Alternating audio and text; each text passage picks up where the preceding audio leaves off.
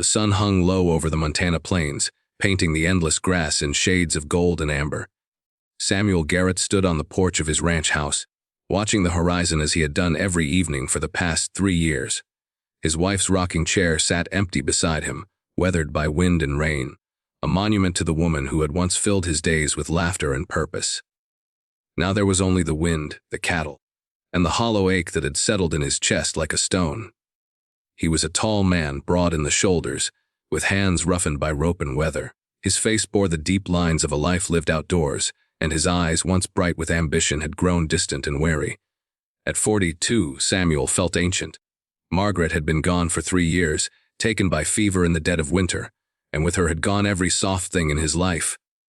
He had become hard as the prairie itself, speaking only when necessary, keeping his grief locked away where no one could see it bleed. The ranch sprawled across 2,000 acres of grassland, home to nearly 500 head of cattle. It had been his dream once, built with Margaret at his side, their hopes woven into every fence post and barn beam. Now it was just work, endless, numbing work that kept him from thinking too much about what he had lost. He employed 6 ranch hands, good men who knew better than to pry into his silence. They worked, they ate, they slept, and they left him alone with his ghosts. The sound of a wagon approaching pulled Samuel from his thoughts. He squinted into the dying light and saw the dust trail long before he could make out the vehicle itself. Visitors were rare out here, 20 miles from the nearest town. His hand instinctively moved to the rifle propped against the wall.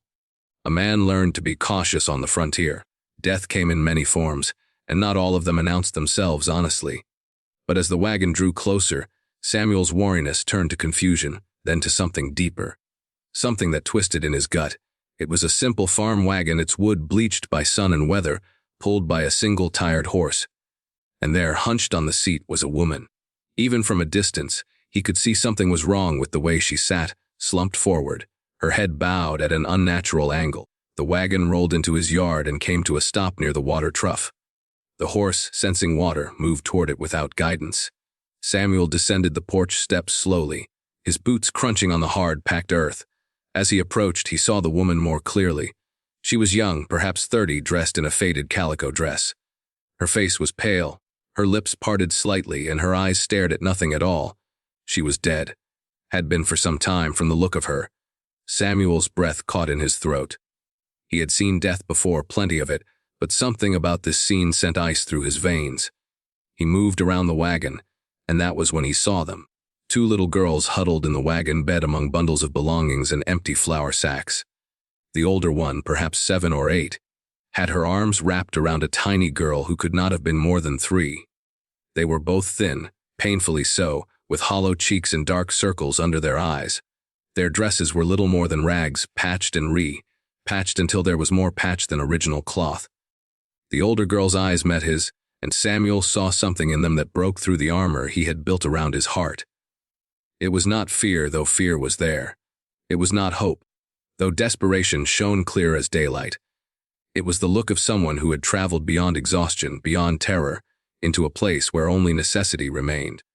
She held her sister tighter, and in a voice barely above a whisper, cracked and dry as autumn leaves, she asked the question that would change everything. "Can we have milk?" 4 simple words. A child's request, spoken with the gravity of a last prayer. Samuel stood frozen, his mind struggling to process what he was seeing. The little one in her arms was not moving, just staring with dull eyes that seemed too large for her face. Both children were covered in the dust of hard travel, their hair matted, their bare feet dirty and scratched. Samuel found his voice, though it came out rougher than he intended. "Where did you come from?"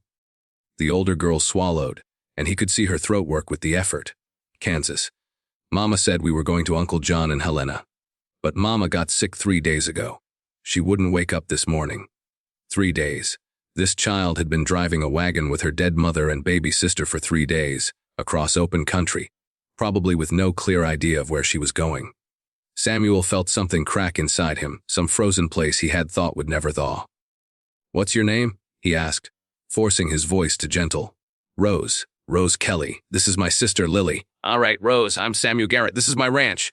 Let me help your sister down, and we'll get you both something to drink and eat." Rose hesitated, her arms tightening around Lily. Trust did not come easily to a child who had just lost everything. But finally, she nodded and let Samuel lift the little girl. Lily was light as a bird, nothing but bones and skin.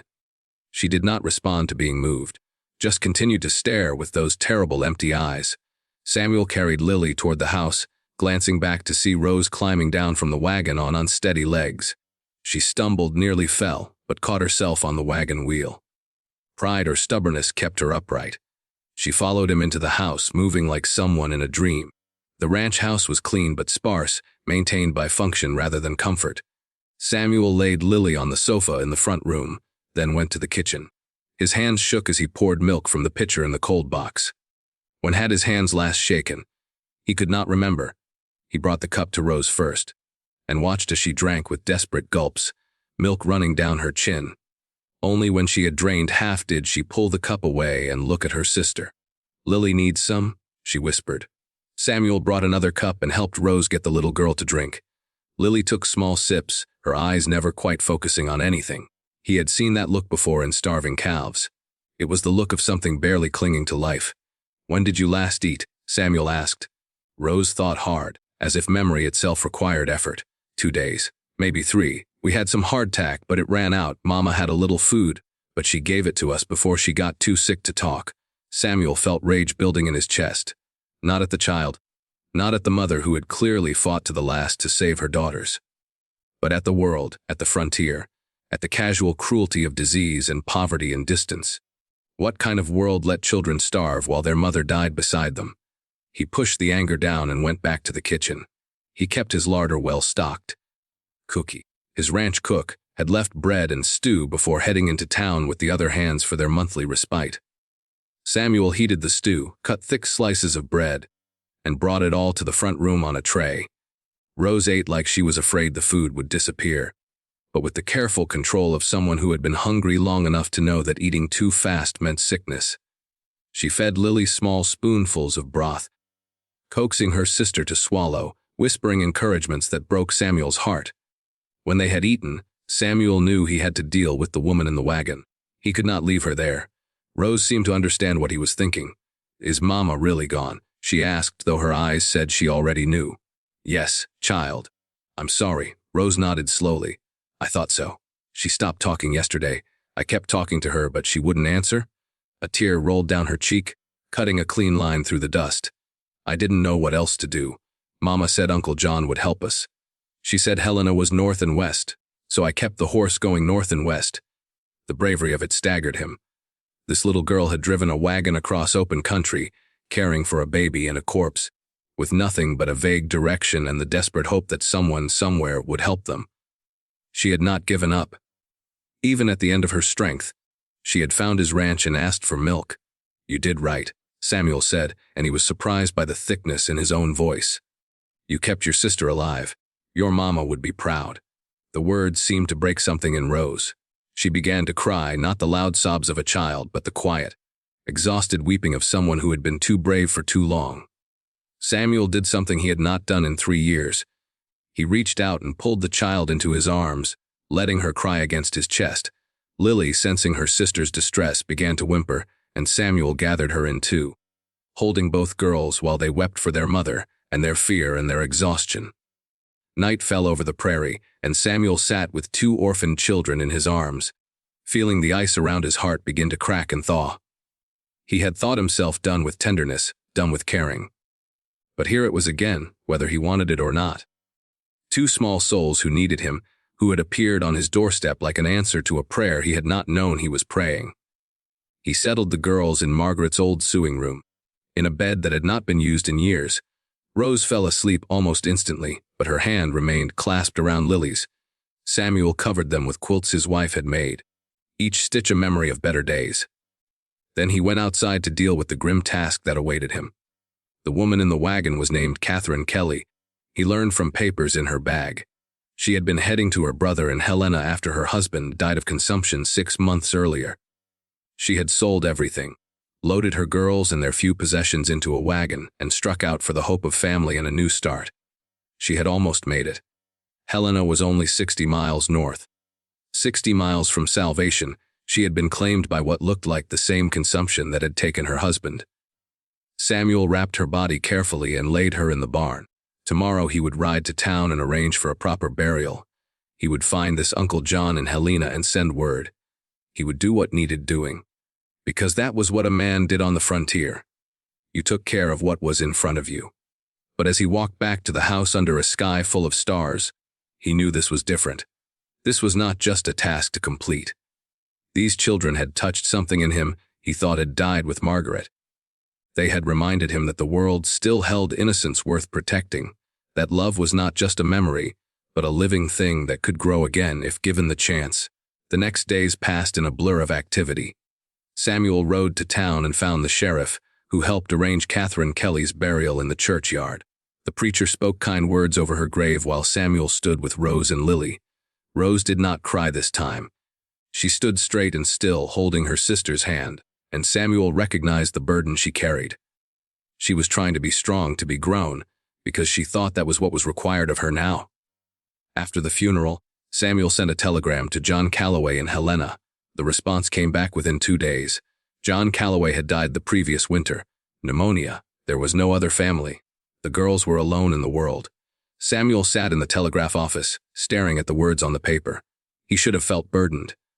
2 orphans meant responsibility, meant changing his entire life, meant opening himself up to loss again. But as he rode back to the ranch, he felt something else entirely. He felt purpose. For the first time in 3 years, he felt like he was moving towards something, instead of just away from pain. Rose took the news with the same quiet stoicism she showed everything. But Samuel saw how her shoulders slumped, how the light dimmed in her eyes. She thought she would be sent away now, to an orphanage or to strangers. She was preparing herself for another loss, another uprooting. That night, after dinner, Samuel sat down at the table with both girls. Lily had gained a little strength with regular food and rest, and she watched him with curious eyes. Rose sat with her hands folded in her lap, waiting for the blow to fall. "Rose," Samuel said carefully, "your Uncle John is gone. There's no family to take you to." Rose nodded, her face carefully blank. "Will you take us to the orphanage in town?" The question hit Samuel harder than he expected. He looked at this brave little girl who had driven across the wilderness to save her sister, who had asked a stranger for milk with her last bit of courage, and he knew with absolute certainty what he had to do. "No," he said. "I thought, if it was all right with you, you might stay here with me. This ranch is big, and I could use the company. You'd have your own room, plenty to eat, and when you're old enough, Rose, I could teach you to ride and work cattle. Lily could grow up with fresh air and space to run." Rose stared at him, and Samuel saw the war in her eyes, hope fighting against fear of disappointment, trust struggling against the lesson that the world was cruel and took away everything you loved. "You want us to stay," she whispered. "Really stay, really stay." Samuel confirmed. "If you'll have me. I know I'm not your papa, and this isn't the life your mama planned for you. But I promise you'll be safe here. I promise you'll be cared for. And I promise that as long as I'm breathing, you'll never have to ask a stranger for milk again." The tears came then, but they were different tears. Relief and hope and the beginning of healing. Rose launched herself at Samuel, and he caught her, holding her tight while she sobbed into his shoulder. Lily, not wanting to be left out, climbed into his lap, and Samuel found himself with both girls in his arms again, their tears soaking his shirt, their small bodies trusting him with their weight. The weeks turned to months. Samuel filed papers to become the girls' legal guardian. The ranch hands, returning from town, were surprised to find children at the ranch, but they adapted with the easy acceptance of men who had seen all manner of things on the frontier. Cookie took particular delight in cooking for the girls, making special treats and teaching Rose to bake. Rose began to bloom. With regular meals and safety, she grew stronger. The haunted look left her eyes, replaced by the natural curiosity of childhood. She followed Samuel everywhere, learning about cattle and horses, about reading weather and fixing fences. She was sharp as a tack, remembering everything he taught her, asking questions that made him think. Lily transformed most dramatically of all. The silent, staring child became a giggling whirlwind of energy. She learned to run across the prairie grass, chasing butterflies and calling for Rose to watch her. Her laughter filled the ranch house, echoing in rooms that had been silent for too long. She called Samuel Sammy, because she could not quite manage his full name, and he found he did not mind at all. Samuel discovered that caring for the girls returned him to life in ways he had not imagined possible. He found himself laughing again, telling stories at dinner, planning for the future instead of just enduring the present. The ranch hands noticed the change in him, and the whole place seemed lighter for it. One evening, about 8 months after the girls arrived, Samuel sat on the porch watching the sunset. Rose sat in Margaret's old rocking chair, which they had repaired and oiled. She was reading aloud from a book while Lily sat at her feet, playing with a cloth doll Cookie had made. The scene was so peaceful, so right, that Samuel felt his throat tighten. Rose looked up and caught his expression. "What are you thinking about, Mr. Samuel?" He had asked her to call him Samuel, not wanting to claim a title he had not earned. Perhaps someday she would call him something else, but he would let her decide that in her own time. "I was thinking," he said slowly, "about how sometimes the worst things lead to the best things. I was thinking about your mama, and how brave she was to try to get you somewhere safe. I was thinking that she would be happy to know you're here, that you're cared for." Rose was quiet for a moment, then said, "I miss her. But I'm glad we're here. I'm glad we found you, Rose." "So am I." Lily looked up from her doll. "Sammy, are we going to stay forever?" Samuel knelt beside her, brushing her hair back from her face. "As long as you want to, little one. This is your home now." "Good," Lily said with the simple certainty of a child. "I like it here, and I like you." Samuel pulled her into a hug, and Rose left her chair to join them. They stood there together, 3 people who had found each other in grief and built something new from the broken pieces of their lives. Winter came hard that year. Snow piled high against the barn, and the wind howled down from the mountains like wolves hunting. Samuel worried constantly about the cattle, about keeping the house warm, about whether he had enough supplies to last until spring. But inside the ranch house, there was warmth that had nothing to do with the fire in the hearth. Rose proved herself remarkably capable. She learned to cook from Cookie, to mend clothes, to keep the house running smoothly. But more than that, she showed a natural gift with animals. The horses responded to her gentle touch, and even the most stubborn cattle seemed to calm in her presence. Samuel watched her with growing pride, seeing in her the kind of strength that could not be taught, only earned through hardship. Lily brought a different kind of magic to the ranch. Her innocent joy was infectious. She would stand at the window during snowstorms, pressing her face to the cold glass and marveling at the falling flakes. She asked endless questions about everything, and Samuel found himself explaining the world to her in ways that made him see it fresh again. Through her eyes, the ranch was not just land and work, but a place of wonder. One particularly bitter night, Samuel woke to the sound of crying. He found Rose sitting up in bed, tears streaming down her face. Lily slept peacefully beside her, but Rose was caught in the grip of a nightmare. "I dreamed we were in the wagon again," she whispered when Samuel came to sit beside her. "And Mama wouldn't wake up, and I didn't know where to go, and Lily was so hungry. But this time when we found your ranch, you turned us away." Samuel's heart clenched. He had not realized how much fear still lived in this brave child, how close to the surface her trauma remained. "Rose, look at me," he said gently. She raised her tear-stained face to his. "That was a dream, just a dream. You're here, you're safe, and I will never turn you away. Not ever. Do you understand? But what if you change your mind? What if we're too much trouble? You're not trouble. You're—" Samuel paused, searching for the right words. "You're the reason I get up in the morning. Before you came, I was just going through the motions, waiting for my life to be over. You and Lily, you gave me back my purpose. You gave me back my heart. I should be thanking you, not the other way around." Rose threw her arms around his neck, and Samuel held her while she cried out her fears and doubts. When her tears finally subsided, he stayed with her until she fell back asleep, her hand clutching his like a lifeline. As he returned to his own room, Samuel made a silent vow. These girls would never doubt his commitment to them again. He would show them every day through actions, not just words, that they were wanted, valued, and loved. Spring came slowly, grudgingly releasing winter's grip on the land. As the snow melted and the first green shoots appeared in the meadows, the ranch came alive again. Samuel hired back his full crew of hands, and work began in earnest. There were fences to mend, cattle to check, new calves to brand. It was exhausting, demanding work, but Samuel threw himself into it with renewed energy. Rose begged to help, and after some hesitation Samuel agreed. She was only 8, but she was strong and capable beyond her years. He started her on simple tasks, teaching her to ride properly, to recognize when a cow was in distress, to read the signs of changing weather. She absorbed everything like a sponge, asking intelligent questions and showing a natural aptitude for ranch work. The hands took to calling her "little boss," which made her beam with pride.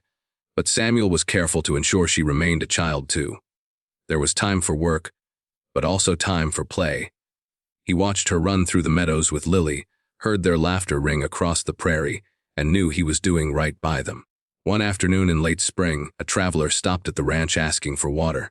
He was a weathered man with kind eyes and a worn Bible in his saddlebag. Over coffee, he asked about the girls, and Samuel found himself telling the whole story. The traveler listened carefully, then said something that stayed with Samuel long after he rode away. "You know," the man said, "sometimes life tests our hearts through those who come to us in need.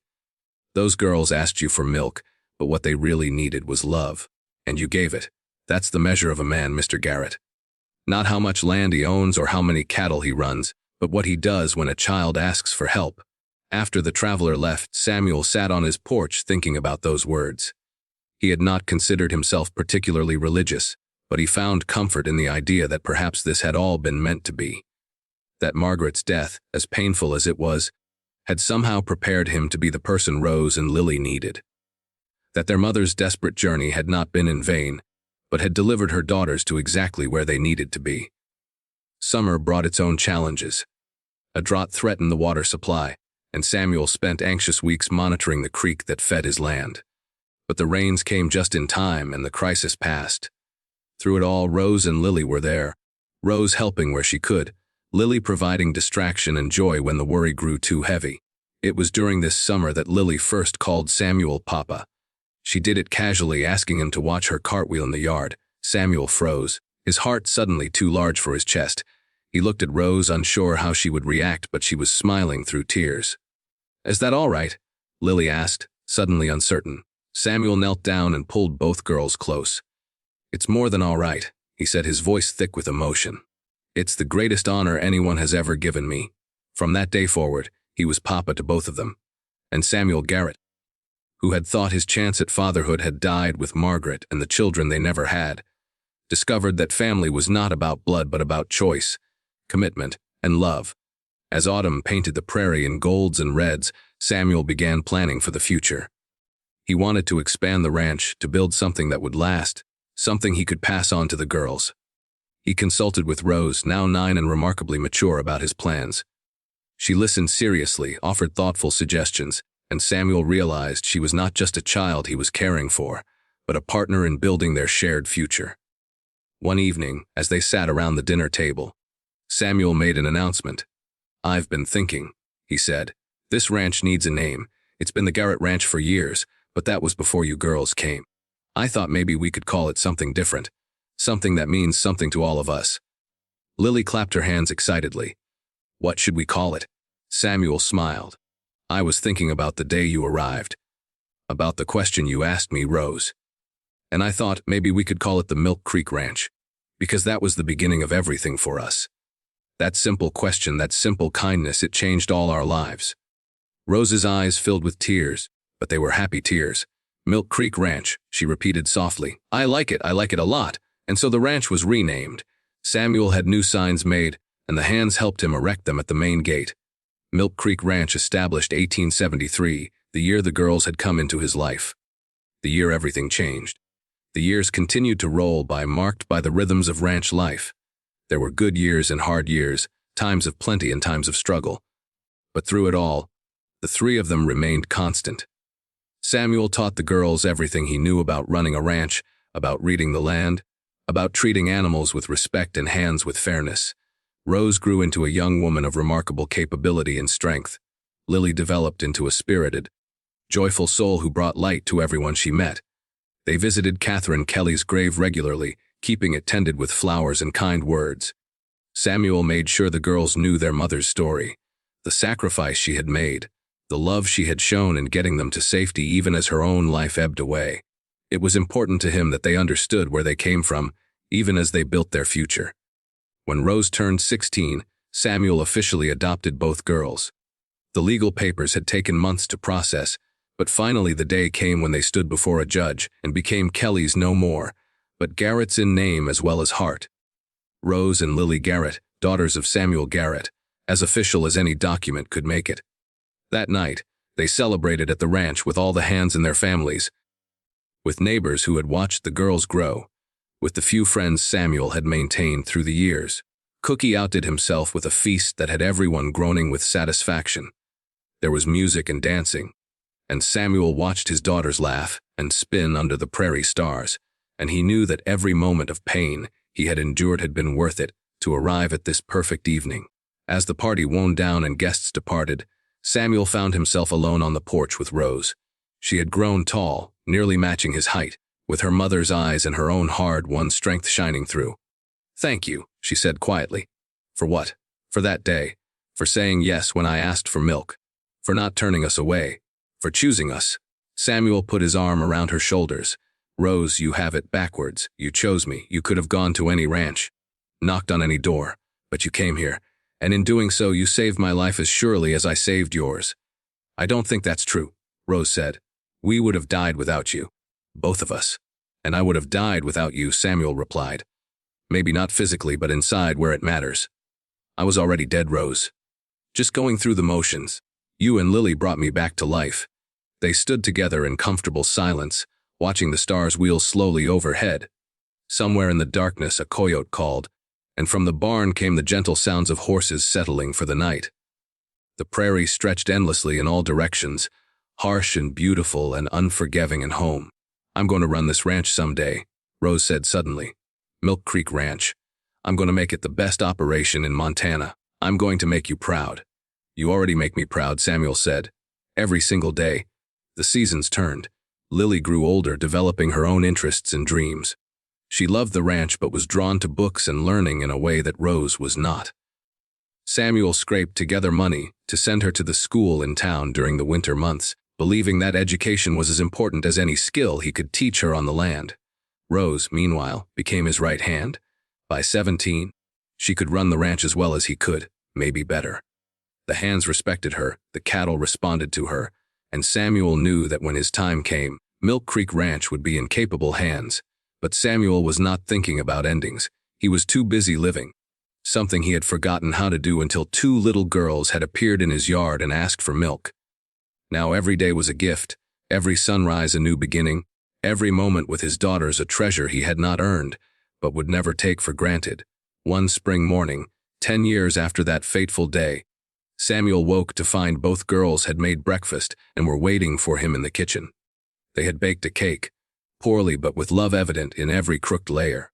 "What's all this?" he asked. "It's the anniversary," Rose said. 10 years ago today we came to the ranch. We thought we should celebrate." Samuel looked at his daughters, now young women, and felt emotions too complex to name. Grief for all they had lost, gratitude for all they had gained, love that defied description, pride that swelled his heart, joy that lit every corner of his being. "Then let's celebrate," he said, and they sat together at the kitchen table, eating terrible cake and remembering. They talked about that first night, about Rose's bravery and Lily's weakness. They talked about Catherine Kelly and the journey she had almost completed. They talked about fear and hope and the strange grace that brings people together. "I've been thinking," Samuel said when the cake was gone and they were just sitting in the warm kitchen sunshine, "about that day. About the question you asked me, Rose. Can we have milk?" 4 simple words that changed everything. "I was so scared," Rose admitted. "I didn't know if you would help us or send us away. I didn't know anything except that Lily needed food and I had to try. And I didn't know that saying yes would give me back everything I thought I'd lost." Samuel said, "Funny how life works sometimes. How the smallest moments turn out to be the biggest ones. How answering one simple question can change the course of 3 lives. 4 lives," Lily corrected gently. "Mama's too. She didn't make it, but she got us to you. That was what she wanted. That was her gift to us." They were all quiet for a moment, honoring the memory of the woman who had fought so hard to save her children. Then Rose stood and began clearing the dishes, and Lily started talking about the new horse that needed breaking. And Samuel sat back and watched his daughters move around the kitchen of their shared home, and he knew that he was the luckiest man alive. The work of the ranch called them outside. There was always work on a ranch, endless and demanding and necessary. But as they walked together toward the barn, Samuel felt a contentment so deep it was almost painful. This was what life was supposed to be.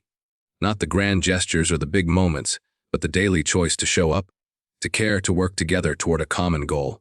Rose and Lily raced ahead, their laughter carrying back to him on the morning breeze. Samuel followed more slowly, his body feeling its age but his heart as young as theirs. The prairie stretched before them, the cattle grazed peacefully, and smoke rose from the bunkhouse where Cookie was making his famous coffee. Everything was as it should be. That evening, as the sun set in a blaze of orange and pink, Samuel stood on his porch with his daughters beside him. Rose leaned against one shoulder, Lily against the other, and they watched the day end in comfortable silence. The rocking chair still sat on the porch, but it was no longer a memorial to loss. Rose sat in it sometimes, reading to Lily, and it had become a symbol of continuity, of how life goes on, of how love persists even through grief. Papa, Lily said softly, "Do you ever wonder what would have happened if we hadn't found you that day?" Samuel considered the question seriously. "I try not to," he admitted, "because I can't imagine my life without you girls in it. But I suspect you would have been all right. Rose was brave and smart enough to get you to safety somewhere." "Maybe," Rose said. "When I'm glad it was here." "I'm glad it was you." "Me too," Samuel said, and meant it with every fiber of his being. The stars began to appear one by one in the darkening sky. A coyote sang somewhere out on the prairie, and another answered from a distant hill. The night wind carried the scent of sage and grass and the promise of morning. Inside the house, there was warmth and light and the security of home. Tomorrow would bring new challenges, new joys, new moments to treasure. But tonight, this moment, this perfect evening with his daughters beside him was enough. Samuel Garrett had learned many things in his 47 years. He had learned that grief was survivable, that love could grow again after loss, that family was what you made it. He had learned that courage sometimes looked like a little girl asking a stranger for help, and that kindness was never wasted, even when it cost you something. He had learned that the frontier was hard, but people could choose to be soft, to care, to open their hearts even when it hurt. Most importantly, he had learned that when someone asks you for milk, what they are really asking for is hope. And if you have any to spare, you give it freely, knowing that in the giving, you receive far more than you gave. A little girl had come to his door, hungry and desperate and brave beyond measure. She had asked for milk, and he had given her that and a home and a family and a future. But what she had given him in return was infinitely greater. She had given him back his life, his purpose, his reason to wake up each morning and face the day. She had given him back his heart.